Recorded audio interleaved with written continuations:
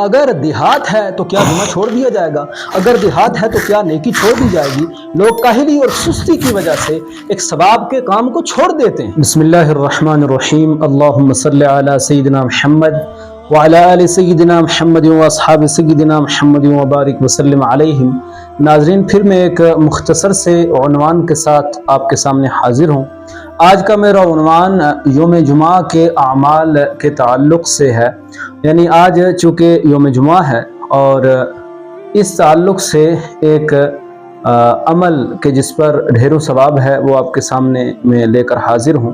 دیگر احادیث میں بھی اس کے تعلق سے آیا ہے، لیکن مختصر سی حدیث کہ جس میں نبی علیہ السلام نے ہمیں تعلیم کی کہ ہم جمعہ کے دن غسل کریں، جیسے ہم دیگر اعمال کرتے ہیں اور اس پر اللہ سبحانہ و تعالیٰ کی بارگاہ سے ہم ثواب پاتے ہیں، ایسے ہی یہ بھی ایک عمل ہے۔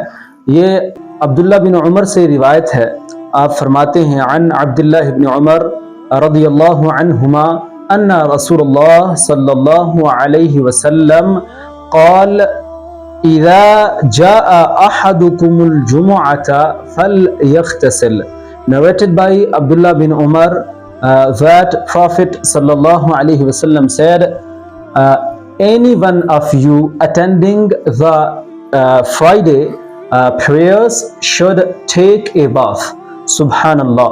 کہ تم میں کا کوئی بھی شخص، رسول اللہ صلی اللہ علیہ وسلم نے ارشاد فرمایا، تم میں کا کوئی بھی شخص جمعہ کا دن پائے تو اس دن غسل کرے، یعنی اس دن نہائے اور جیسے دیگر اعمال کرتا ہے ایسے غسل بھی کرے۔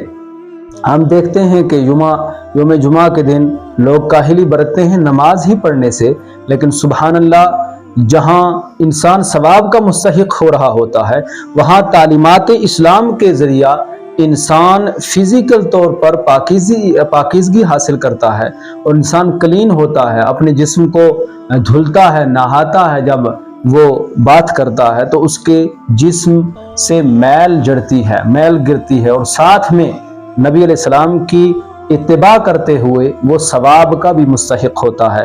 اس لیے ناظرین، ہمیں جمعہ کے دن نماز جمعہ کے اہتمام کے ساتھ ساتھ ہمیں اور دیگر سنتیں بھی نبی علیہ السلام کی اپنانی چاہیے اور غسل بھی کرنا چاہیے۔ اللہ سبحانہ و تعالی عمل خیر کی توفیق عطا فرمائے۔